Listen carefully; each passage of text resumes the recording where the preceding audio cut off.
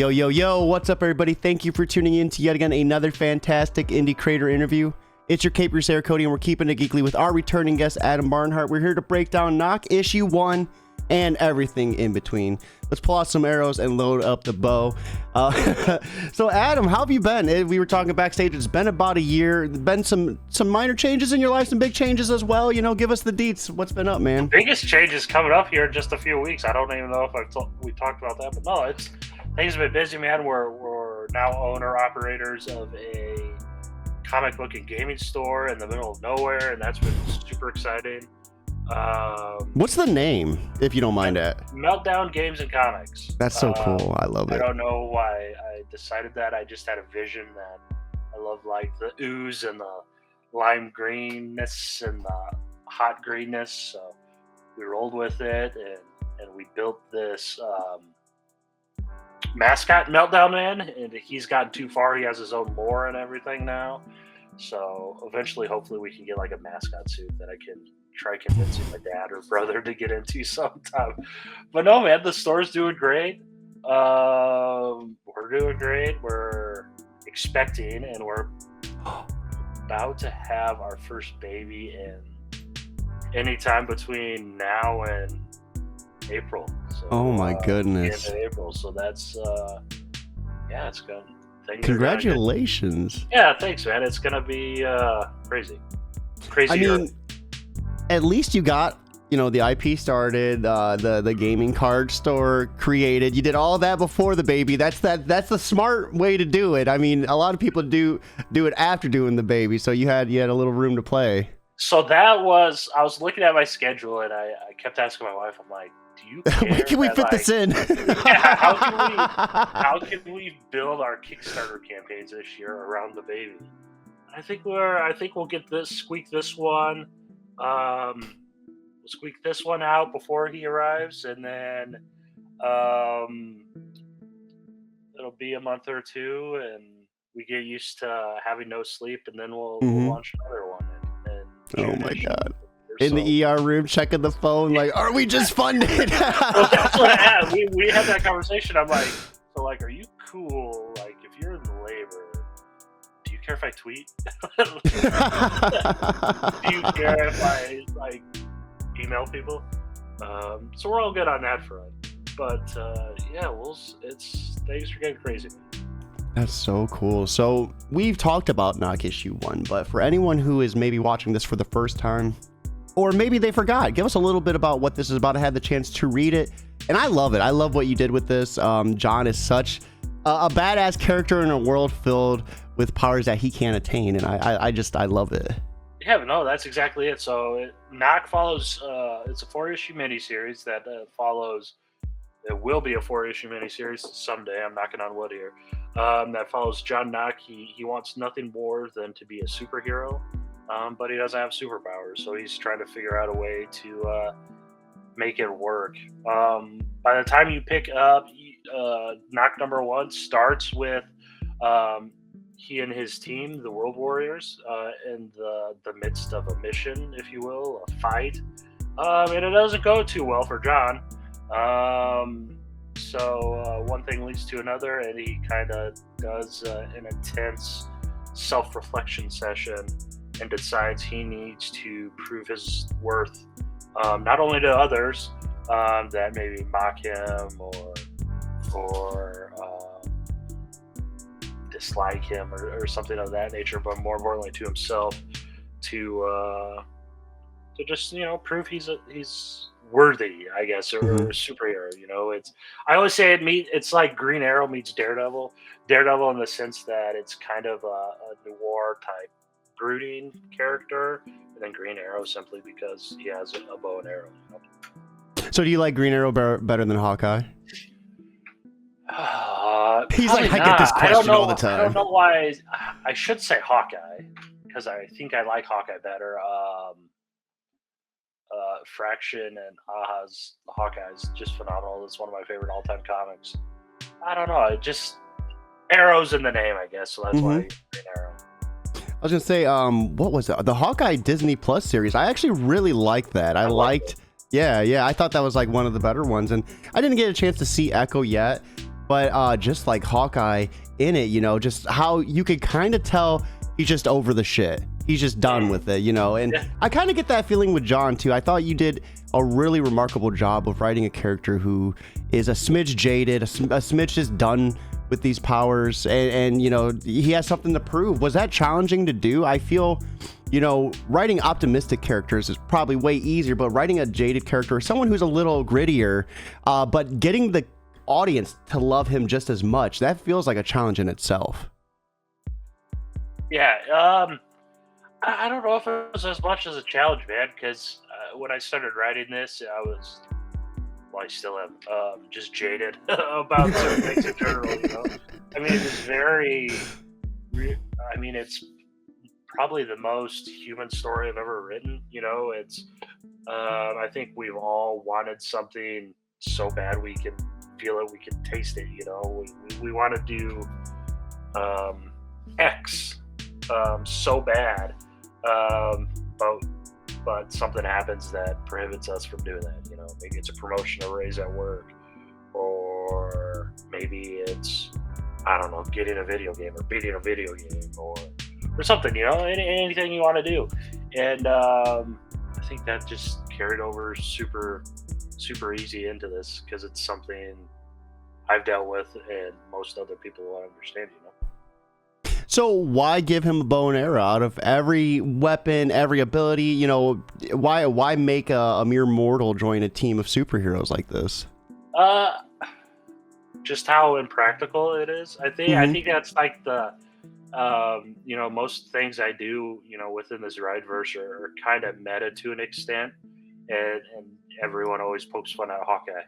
You know, everyone, not Green Arrow so much because he's total badass, but you know, it's the dude with the bow and arrow. Why should he be on a team with, you know, a Roman god, or someone who can change the weather, or someone who can run at the speed of light, or something? You know, it provides that nice contrast between the superheroes while also inserting that layer of meta-ness that's true to the larger franchise or world it's set in.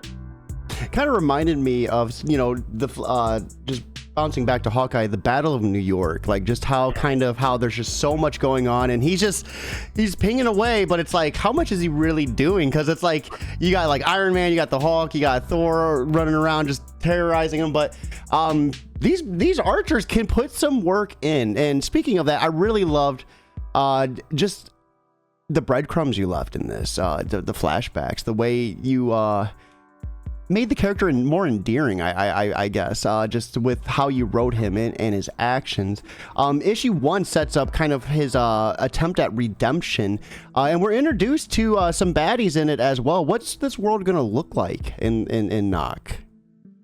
So the story takes place in Cross City, which is essentially our world's version of Gotham or New York City. It's a bustling metro that's too big for its own good. And the here it's like the World Warriors, you know, they're focusing on stuff that can cause widespread harm. You know, the fight I mentioned at the beginning of the issue is with a character named Epitaph, who can essentially turn himself into a nuclear weapon and explode over and over again. So obviously they're going to have their eyes set on that level of threat, right? That can level half of the city and kill millions of people, instead of a character who killed one person. You know, in the case of the Bagface killer, who were eventually introduced into in this issue, he's a serial killer, but I think that kind of goes to show the state of the city at the moment. You know, this is a serial killer who's been allowed to flourish, and Cross City PD or the World Warriors don't even care because everything else is just so shitty that they're like, he's not on our radar yet, even though he's killed 30 people, you know. And I think that's kind of what catches Nock's eye, is like, well, if nobody else is checking out these people, I mean, why don't I give a stab at it, give a shot at it? And that's the story of Nock Volume 1. I love that. And I was just reading something about like how Marvel needs to do something similar, how they have all these huge end level bosses, but there's not a lot of like street leveled ones. There's not a lot of like mid level enemies or villains for them to go after. So I love that you're exploring that route. And even more to dive into it, the serial killer aspect, how that goes unchecked and how he's able just to kind of like undermine what they're essentially trying to do, protect the city. And then you have this dude going around killing everyone. It's like, you could definitely be in John's shoes and see why he is so frustrated. One thing I really like about John is his design, his helmet, his armor. What's going on with that mask? What's that thing capable of? I'm sorry you like it so much because that's kind of part of John's reinvention. Someone at World Warriors HQ built the mask on the inside. You see a little bit of it. It's a Iron Man-esque heads-up display, and that's kind of the thing. It helps him lock on and target with his arrows and stuff. But eventually, he gets to a point where he thinks it's not his own self, you know. So I don't think this is a spoiler, but he ditches the suit because he wants to take Bagface down himself. Him and only himself. He wants zero help in this mission, which is unfortunate because Bagface is 4 times his size, and he could be an NFL lineman, man. No, Nicholas killed it. He's the one that designed it. Nicholas Santos. He's the interior artist, and he killed it. And he will get a new suit. I don't think that's too spoilery because superheroes got to have suits, powers or not. But he will get a new suit. We'll just have to see how it goes. And speaking of creative team, do you want to give the rest of the team a shout out as well? Yeah, absolutely. So Nick Santos does the interior artwork. We've worked on a few things before. We had a short story in Holiday Spirits from Orange Cone Productions last Christmas. We've done some other short stories, and we have all sorts of stuff planned. Viviana Di Chiara does colors. She does the colors on Keepers of the Cosmos. She does colors on Nock. She does colors on a lot of other stuff we have in the pipeline as well. And letters is Neil Allen Moherman. I'm sorry I butchered your last name, Neil. But Neil does letters on it. He's a writer letterer, so it's fun working with Neil. He's kind of like a pseudo editor, in a sense. I know we worked through some things on the first issue where he kind of pointed these things out. I'm like, oh, okay, well that makes sense. So he's doing letters on it, and that's a creative team. And they're great all around, man. I like working with people that I can keep on working with, and then most of like the artists, the colorists, the letterers, I work on with multiple projects. Like Letter Squids, who does the shit show letters, Keepers of the Cosmos letters. I'll work with Letter Squids any time of the week. By the way, he got for at C2E2. There's a new award show coming up. I don't know if you've seen this, but it's called like the Heroic Awards. I've heard about it, yeah. I don't know much about it, but I saw a graphic online one day that Keepers of the Cosmos was nominated for Best Lettering. And that's 100% Letter Squids. And Squids, man, if you need a letterer, don't look further. I know there's plenty of letterers in the ocean, but he's an artist. I love what you did there.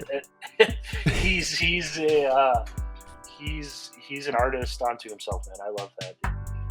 But anyways, that's a long rant about the creative team. And Letter Squid, that's like such a perfect name, not even right? Involved in this comic.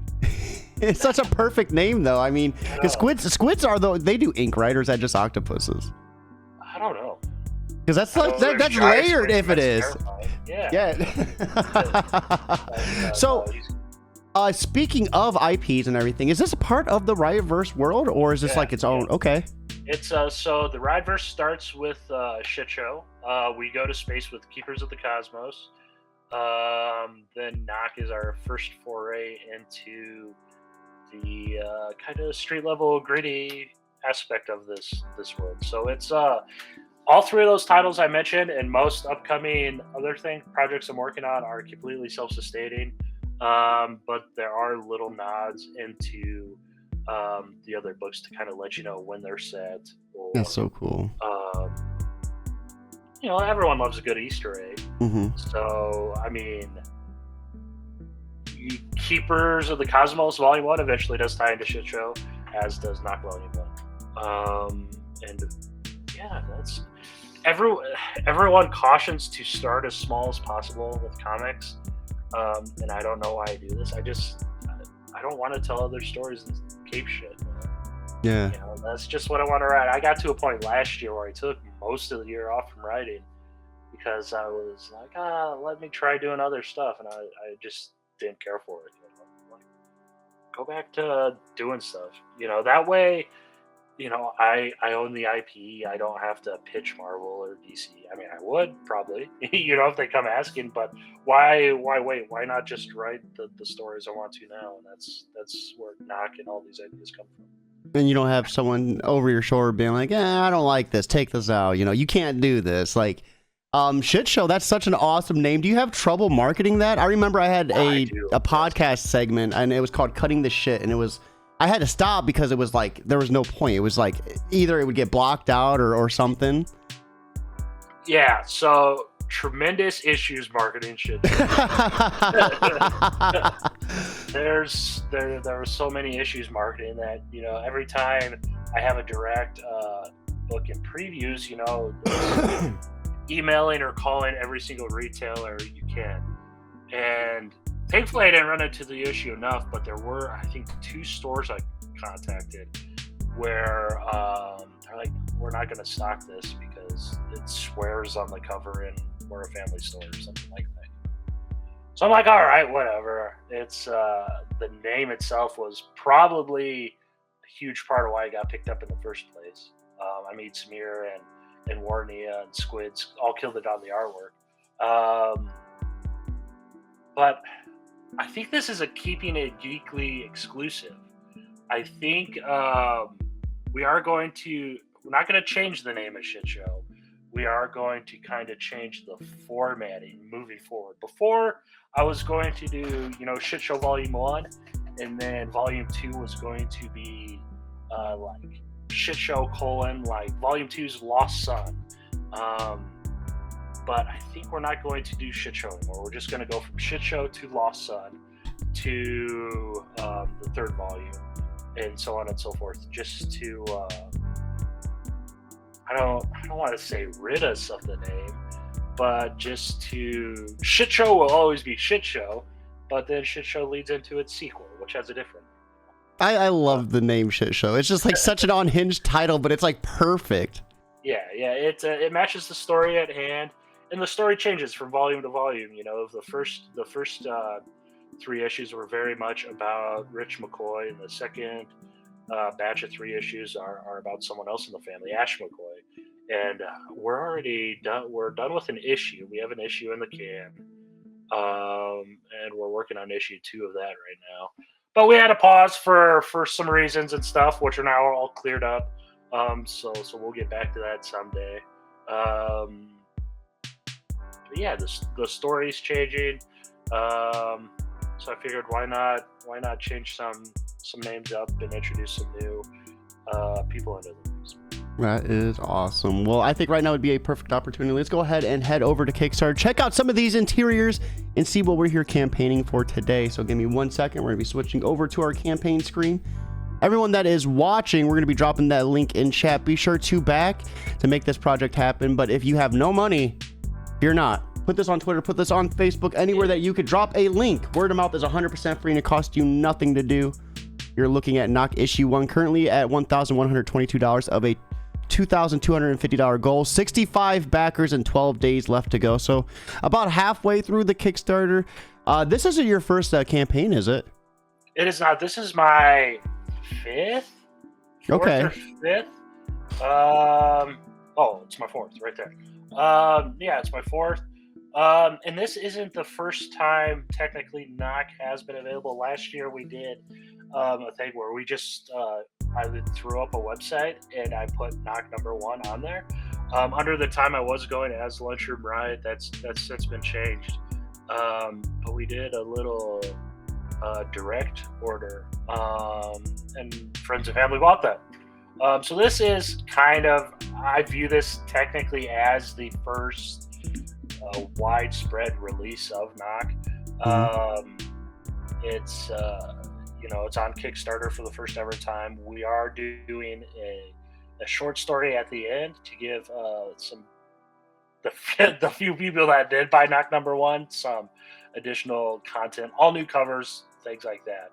But yeah, there's the interior artwork. That bald-headed guy in the second panel, that's Epitaph, and there's all the other members. I love the freaking button-up floral shirt and the mustache. Like, is this like a reference to like a 70s like porn star?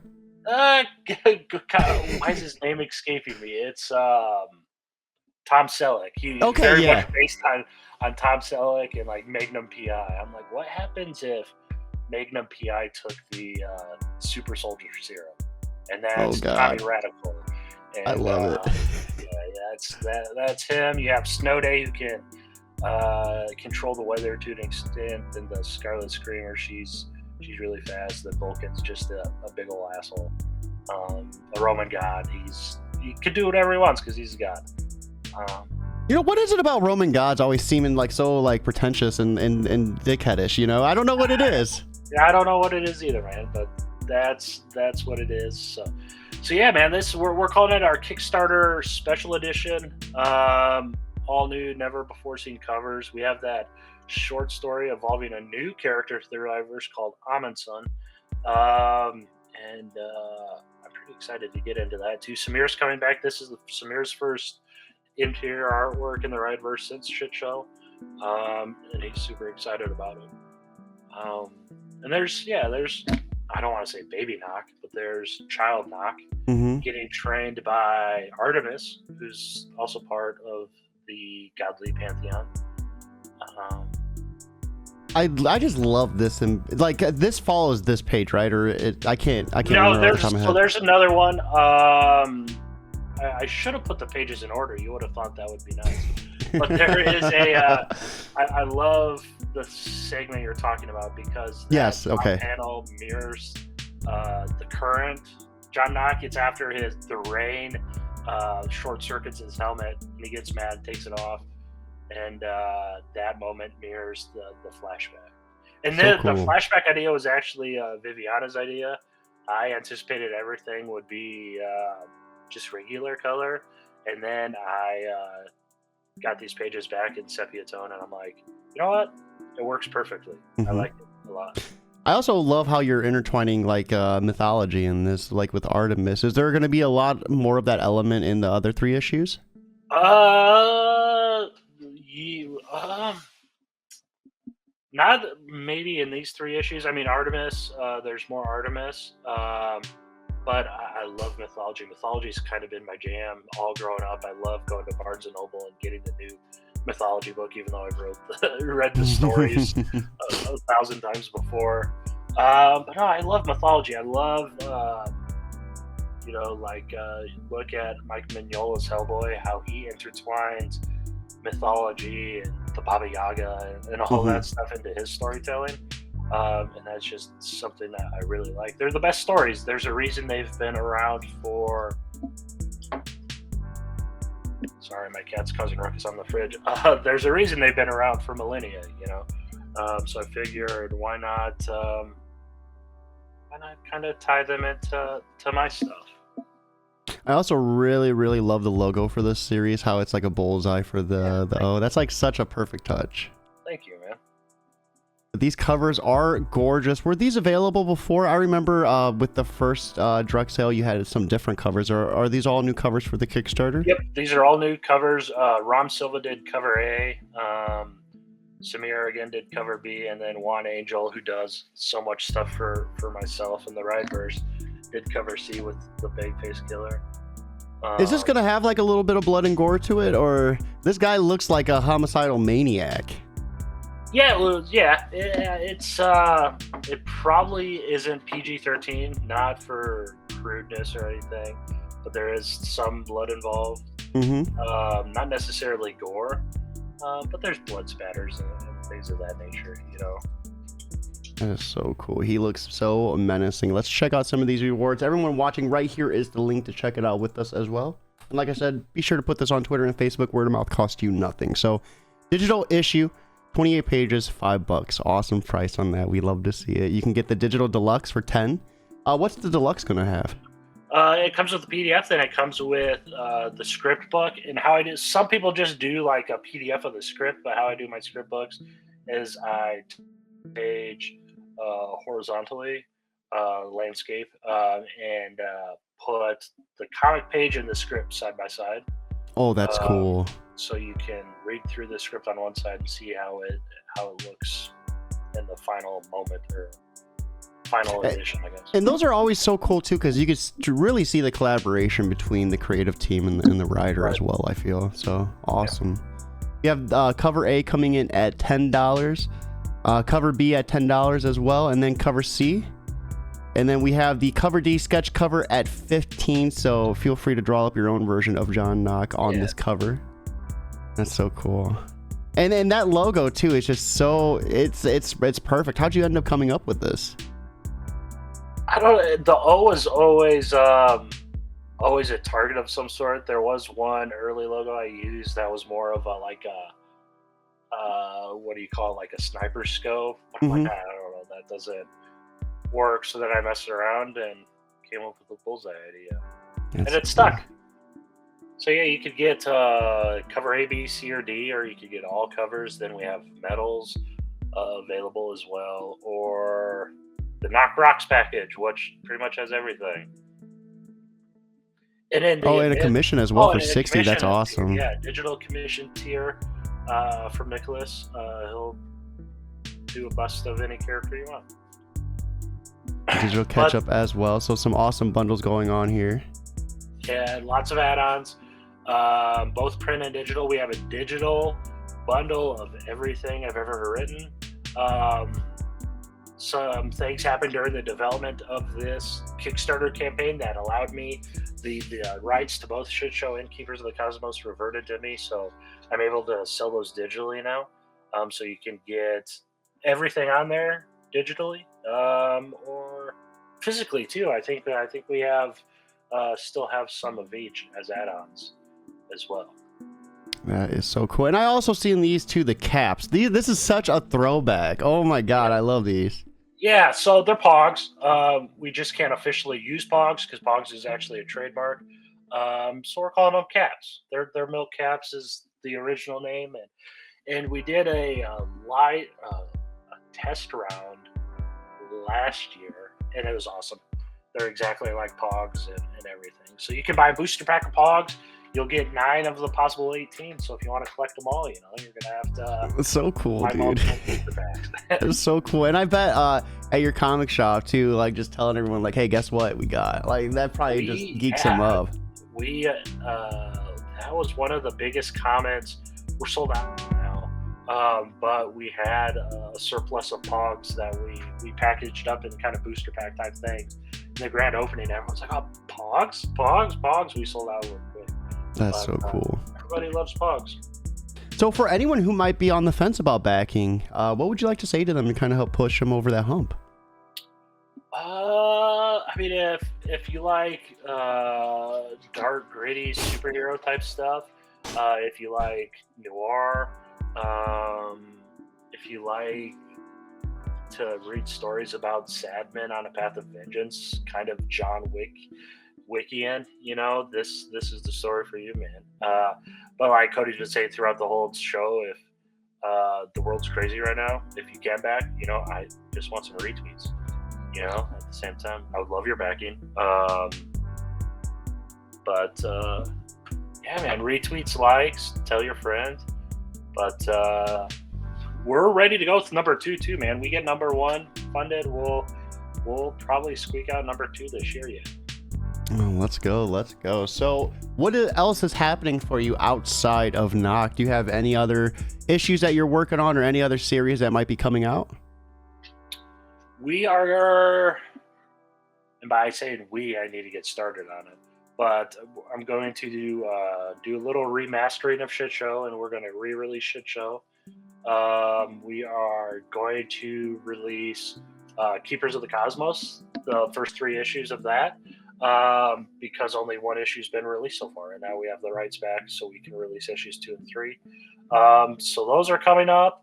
What else? I'm working on an anthology set in the Rideverse called House of Hans, and we're on track to release that. The first issue of that this spooky season. It is Mortal Kombat meets the Universal Monsters, and it's been a delight to.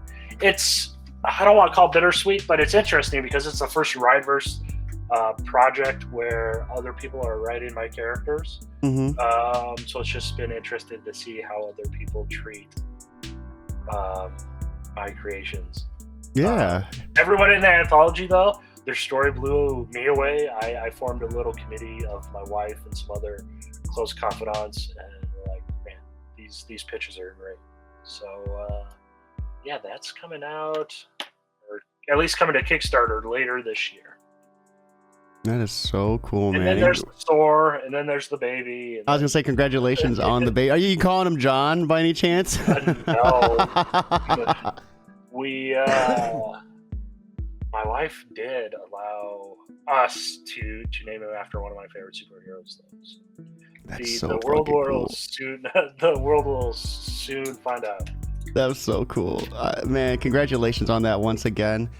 So before we wrap things up, you've been on the show, you know the drill. I always love asking for a little bit of advice, and we finish it with what you're consuming outside of creating. So for anyone out there maybe looking to revamp a series, since we've talked about that a couple times, what would be the best way to approach that? You know, it seems like I've always heard writers getting stuck in the editing process where they keep editing their script over and over and over to make it perfect. So how would you suggest avoiding that with rewriting anything? That is, that's a terrible question to ask me, at least, because I'm so guilty of never being content with my own work. But I don't know, man. And that's the thing. I think reading. I first wrote Shit Show like 6 years ago already, man. And comics take forever to make. And there got to a point where I could no longer read it because I felt my writing had improved so much, and I wanted to make so many changes to it. And now I'm going to make those changes, improve some dialogue here, improve some pacing here, and we'll remaster it. And the end goal is to release that and Macabre Male Wicked Salvation together in one trade, because Wicked Salvation is set in and around a really pivotal moment in Shit Show, and I think those two really suit each other well. Yeah, man, I'm just gonna change it and hope for the best, I guess. I love that. I remember talking about Macabre Mel and just struggling on the word macabre because it doesn't look like it doesn't look how it should be pronounced. It's like two different. And the official thing is you can say it however you want, because dictionaries pronounce it both macabre and macabre. So whatever, just say it however you want to say it, because those are the rules. That's so cool. So last but not least, what are you consuming? Video games, books, TV shows? What have you been up to? Video game wise, I just the last video game I played, I already forgot, the Starfield, right? That's a video game. Yeah, the huge one. Yeah, the huge one. I started playing it. I love it. I know most people don't, but I loved it. And I'm hopefully get back to it on my parental leave coming up. Diablo 4, I love Diablo. Diablo 2 is probably my most played video game ever. Diablo 4, I've gotten a decent amount of hours in. On TikTok, I just bought one of those handhelds because I kept getting the ad. I bought one of the TikTok handhelds. It looks like a Game Boy. Yeah. Yeah. So we'll see if that works or something. I don't know. What's going on here?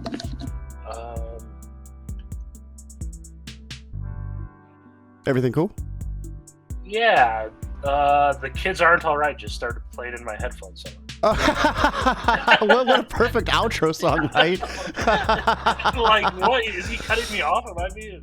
Like no, dude, we're jamming, and you're writing this outro out with me. Back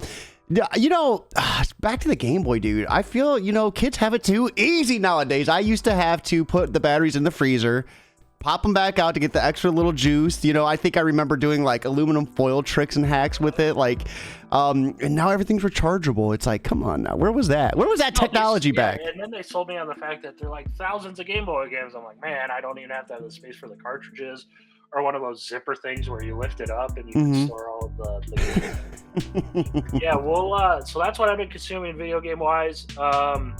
Comics, same old. I've been reading the Massive Verse stuff, any Black Hammer stuff that comes out. The Enfield Gang Massacre.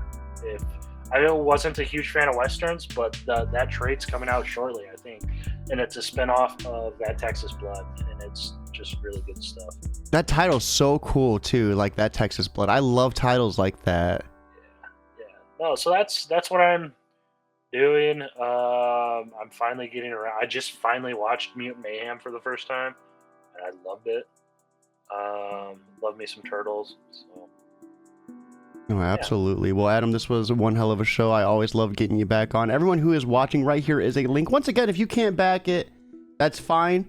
Hold off on a Starbucks. Hold off on some fast food. It's only $5 to get a digital. So, I mean, nothing to break the bank. But if you can't, put that on Twitter, Facebook. Word of mouth is 100% free, and it costs you nothing to do. Hope you all have a fantastic St. Patty's Day, right? I think that's today. Yes, it is. Yeah, so happy St. Patty's Day, everyone. Have an awesome Sunday. Stay safe out there. But most importantly, keep it geekly.